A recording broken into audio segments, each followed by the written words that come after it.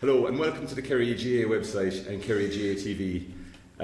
We're doing a preview of the upcoming Kerry County Championship Round 3 matches.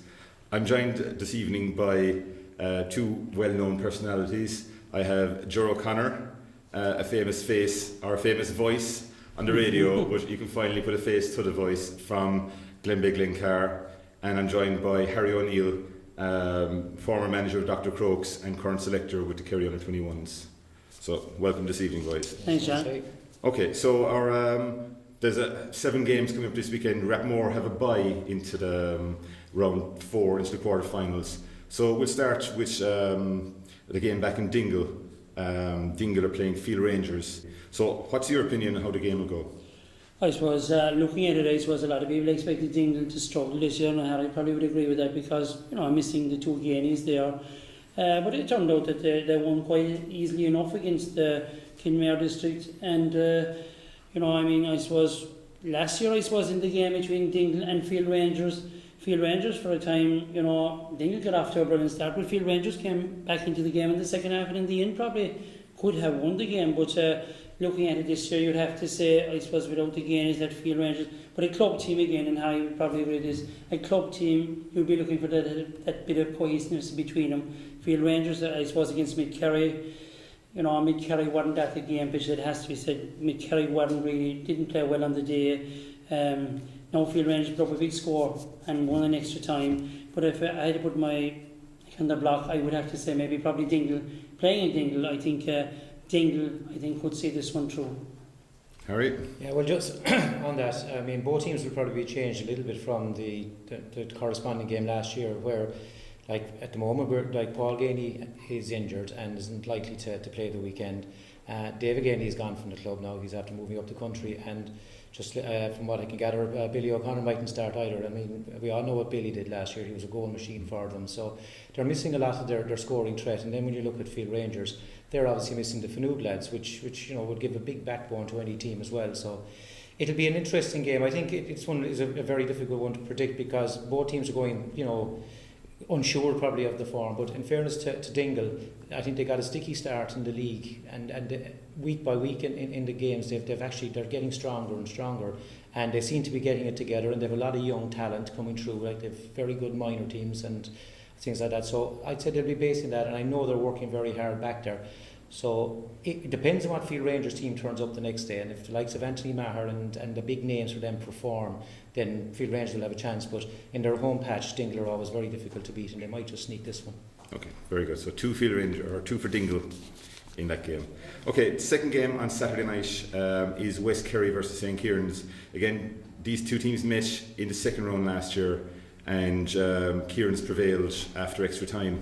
In the first round, Kieran's had a pretty comfortable win over Kilcummin, whereas West Kerry lost against back in Rapmore, a game I felt they should have won, but contrived to lose it, missing a lot of late scores. How do you reckon this game will go, Jerry? Well, looking at it, I suppose it's in fact that St. Kieran's are putting in a lot of work, and last year they put in a lot of work. So I think the same thing is happening this year with St. Kieran's. They're getting a big squad together. There's a lot of training sessions being done probably of all the divisional board teams. I think St. Kieran's are putting in the biggest effort. That's quite but West Kerry, as you said, lost to Rathmore in the first round, but West Kerry playing back in Dingle. But if you were to say it, I suppose you'd have to say that St. Kieran's, I know it's difficult to travel back to West Kerry any time with West Kerry pride and all it, but I think at the end of the day, St. Kieran's, if they're putting that kind of work into it, and if they have the players up for it on the day, I think you would have to favour St. Kieran's in a game like this. But you can never rule out West Kerry back there. There's surely kicking them, but again, I would feel that maybe St. Kieran's are the team in the county championship. They disappointed last year, I suppose, in the semi-final, but getting over that, and I think maybe learning from that, I think that St. Kieran's probably will be a little bit too strong for West Kerry on the evening. Harry? Yeah, again, probably it'll be interesting to see, with both teams again how they, compare up to and stack up from last year. I know that Martin Hawkins has been talking about bringing in newer players this year to try and freshen up the squad inside in St. Kieran's, and again, as Ger has said, everybody knows that St. Kieran's have put an amount of work in, but from my own experience, you'll never get an easy game from a West Kerry side, and even early in the championship there's a great kind of pride back there, and when they're up against that that's when you see the best of them. They came in here against us a number of years ago, and it was they almost literally put a team together and possibly should have beaten us on the night. I think we got a lucky penalty to win the game, and West Kerry won't go down without a fight in this one. And if they're big players, the likes of Mark and Tomas, and you've young Padraig goes in with us and the other 21s, and they have forwards that can score as well, and I think that'll be crucial. The forwards that are scoring for St. Kieran's, the Philip O'Connors, who's apparently had a fantastic game up in Brasna the last night, very lively forward, good guy to get around. Big Edmund Walsh as well from Knocknagoshel. He's playing great football and will be looking to impress people around the county. And again, Thomas Hickey from Castle Island. If West Kerry can put the shackles on these guys and cut down the scoring threat from them, then maybe West Kerry might just sneak it. And because it's back in the West, and even though Kieran's will have put a lot of hard work into it, and they got to the semi-final last year, I have a sneaking suspicion that West Kerry might pull through here. Very good. Okay, we move on to the double-header in Fitzgerald Stadium on Sunday. The first match is Legion versus St. Brendan's. Now, Legion had a very harrowing half an hour or hour against in the first round against the Crokes, but fair play to them, they put a lot of work in and overcame Mid Kerry only a week later to knock out them. Brendan's were played against Milltown Castlemaine in the first round, and I was back at that game and I felt they actually had the measure of Milltown in that game, and were probably a bit unlucky to lose it even after extra time. In the second round, Brendan's went extra time again against Finuig. So they have a lot of match experience playing together. How do you reckon that'll go? I'll start with you, Harry, this time. Yeah, again, from the Legion's point of view, okay, they came up against a team that were in top form that night against the Crokes, and I don't think any team would have lived with Crokes on the night.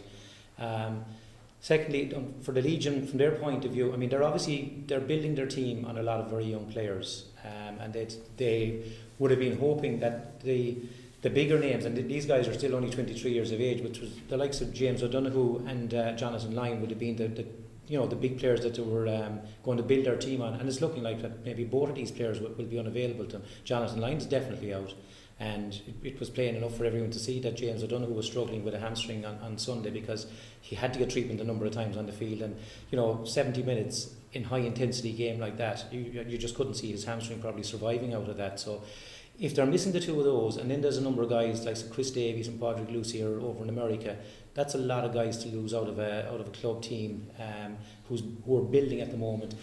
Padraig O'Connor and Kevin Breen are probably the next, and they've a few of the older guys. Then we'll say Derek Pine, still playing with him, Gene McCarthy, but maybe the blend, the mixture for the Legion isn't right without Jonathan Lyne and James O'Donoghue. So it's a big ask for Legion, but in fairness to them, they showed great heart there above against Mid Kerry when the odds were stacked against them as well, and they were without players. So you'd never know.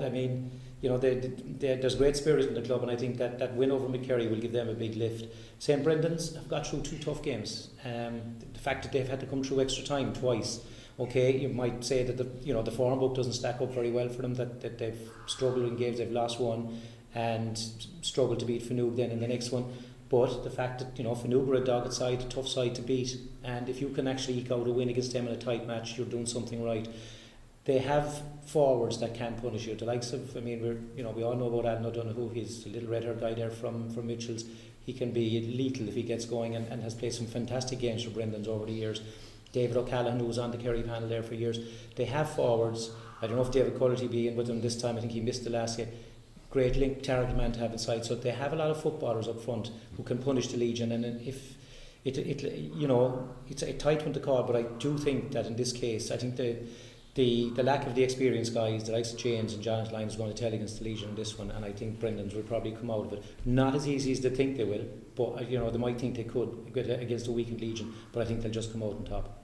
Okay, sure. Looking at that game as well, it was Danny Sheehan as well. I think he's suspended from the Mid Kerry game. But the Legion, as you said, missing James O'Donoghue there, Jonathan Lyne, county players. This was very hard to replace any county player, no matter, more especially for a club, and this was a young team like the Legion. That's going to be difficult for them. But as you said, they were probably given very little chance against Mid Kerry in a way. They were playing on their home pitch. They played well on the day, and I think got by. But looking at St. Brendan's, you would not have given St. Brendan's a chance at home. They were away to Milltown Castlemaine on the evening. They were quite unlucky, I think, not to get a result in Milltown that evening. Lost out, as you said, after extra time.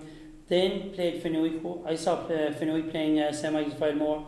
They're a dogged team, any team that contains, I suppose, Paul Galvin, those who worked hard. I would think St. Brendan's would get a slight nod from me if they can play and reproduce what they did against Milltown and similar to what they did against in their last game. They should, I think, St. Brendan's could take this one. Very good.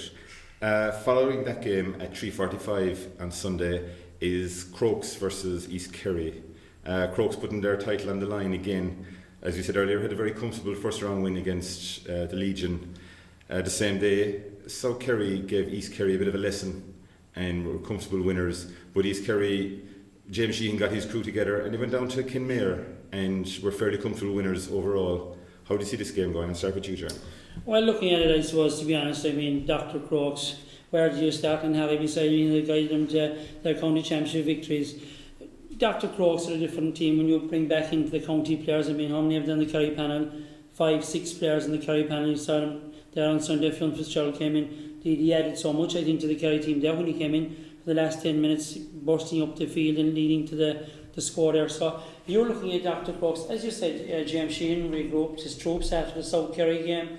They went down, they beat Kinmare District. Now, Kinmare District had disappointed in the first round, as we already pointed out, as was to Dingle. So when you look at that, you're saying, you know, East Kerry will be in there. It's a local rivalry here. It's the East Kerry board, Derby.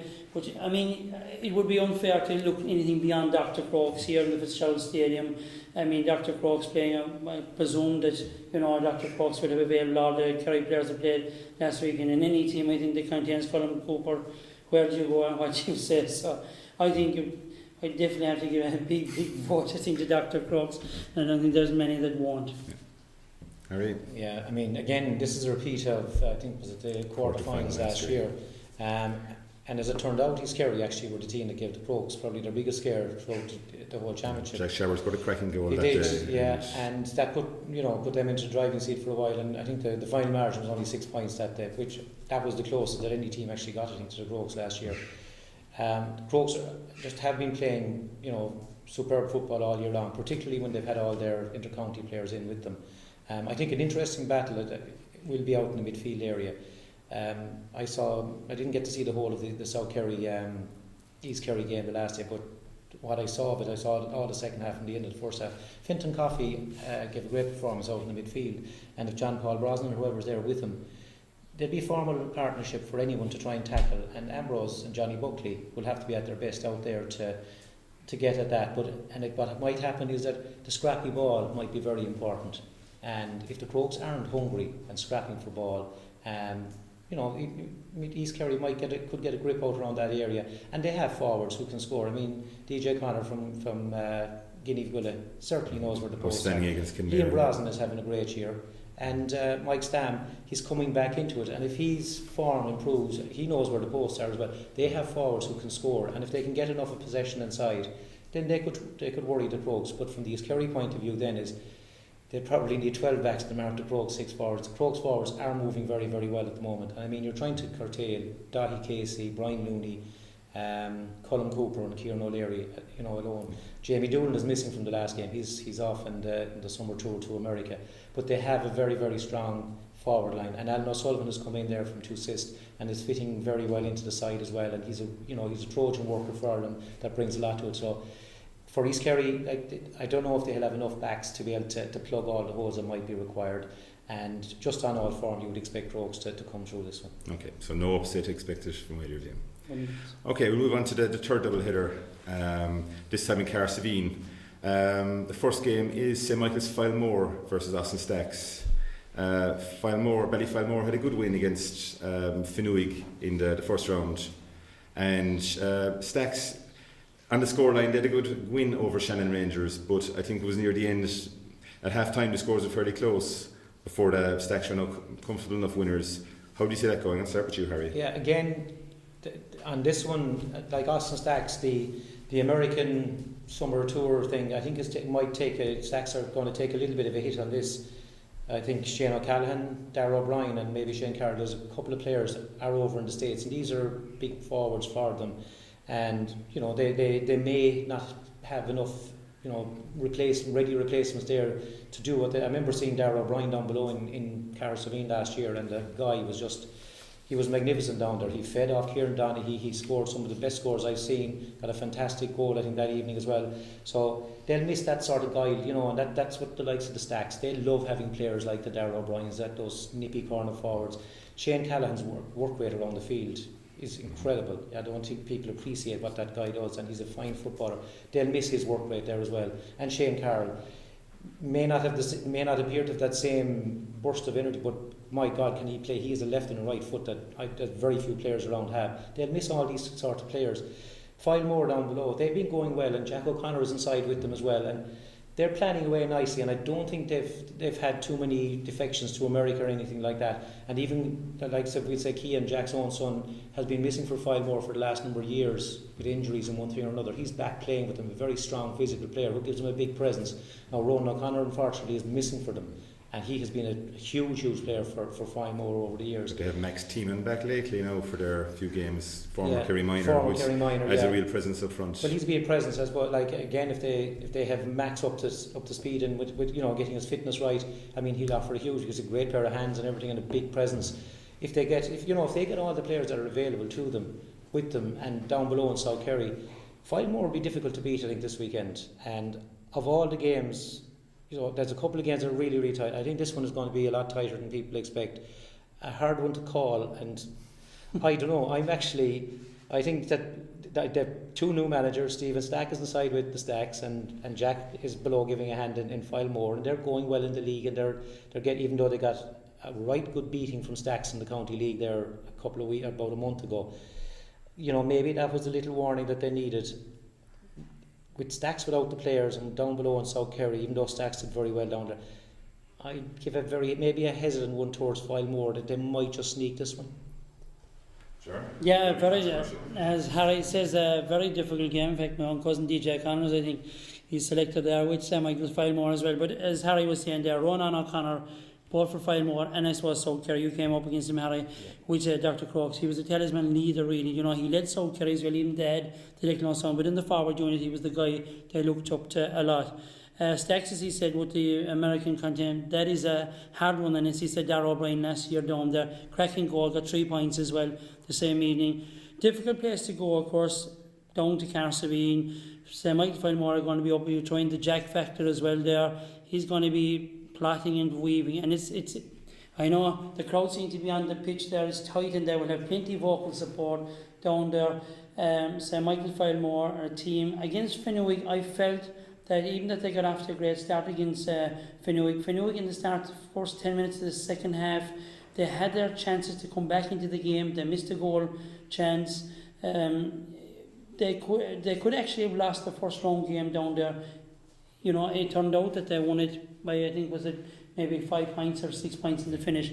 But Austin Stacks, of course, went down to South Kerry last year and beat South Kerry in a miserable evening down there. They've been down there numerous times. They're a great championship team. They wouldn't have 11 titles if they weren't. But as Harry says, it's going to be a very difficult one to call, because St. Michael's Filemore will be up for it. The Stacks are missing a number of players. If anything, and it's difficult to call, I wouldn't surprise me if this game actually ended in a draw. Very good. Following that game, we have another mouth-watering game. South Kerry are taking on Cairns O'Reilly's. South Kerry had a big win, as we said earlier, against East Kerry in the first round. O'Reilly's were the big fall guys in the first round, losing surprisingly to Lone Rangers.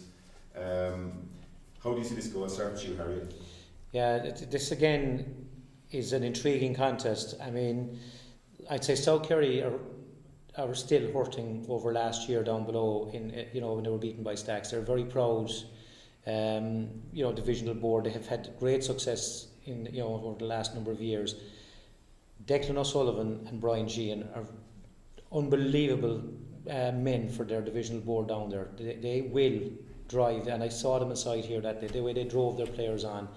Great leaders, and then what they did was they have pace to burn up front, and they used that, and they were hungry, and there's something about South Kerry this year that there seems to be that little bit. They may not be as strong as they were when they won the 3 in a row, but they certainly have a talented bunch of young fellas, and with the leadership of the likes of Declan Killian and Brian Sheehan, they're a very strong side.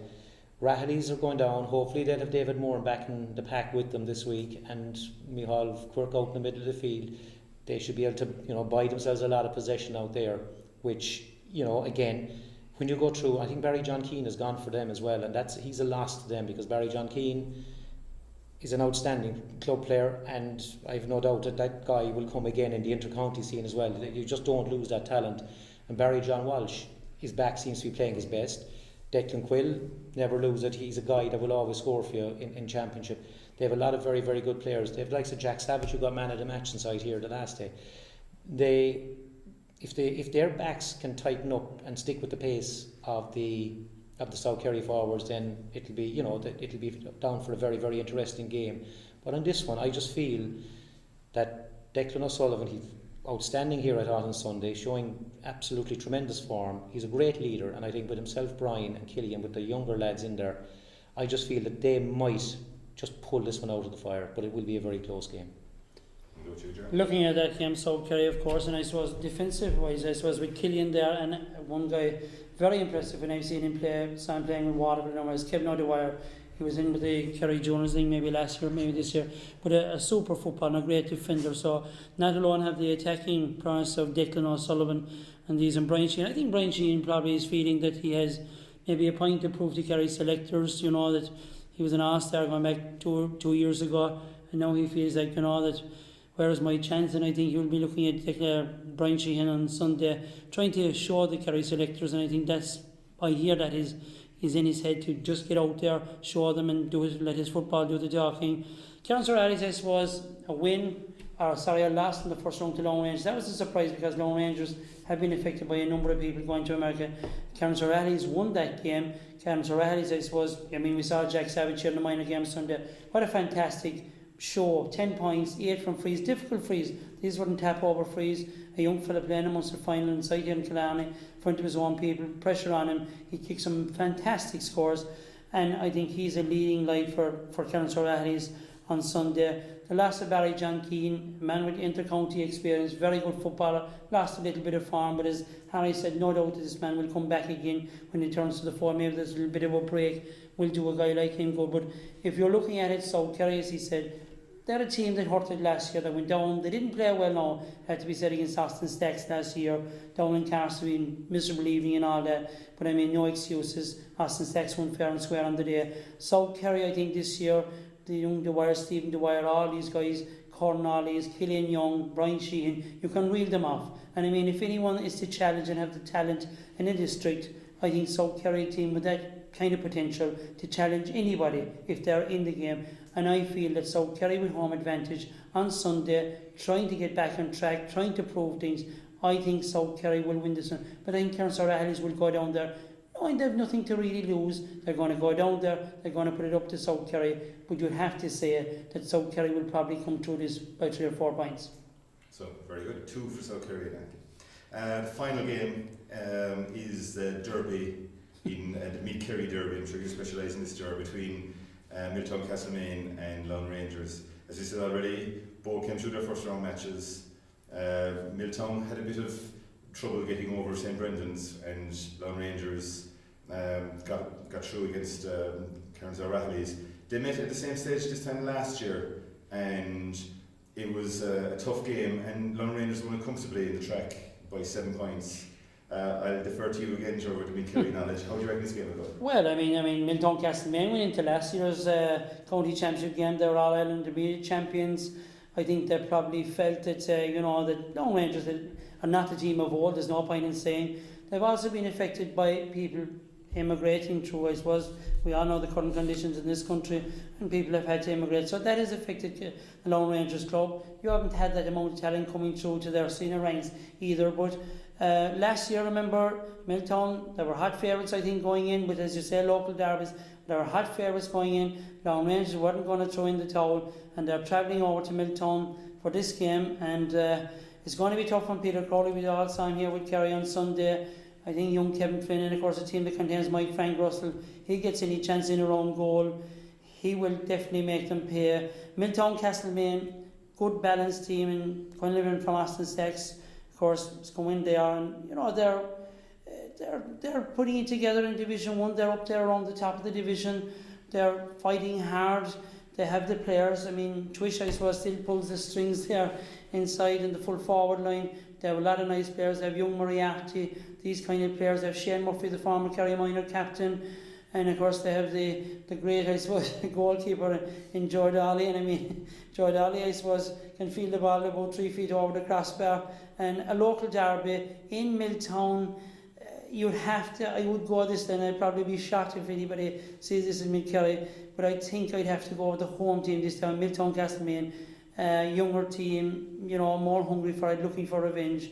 I think Milltown Castlemaine could edge this one, but not by much. Harry? Yeah, it's a classic encounter again, and I mean, okay, both teams are Division 1 teams at the moment, and Milltown Castlemaine are riding high, and Long Rangers are down the other end of the table, looking as if they're going to struggle, to with a few other teams at the bottom to try and stay in Division 1. So on league form this year, you would say that definitely, the advantage would be with Milltown Castlemaine. However, how many times have Long Rangers been written off?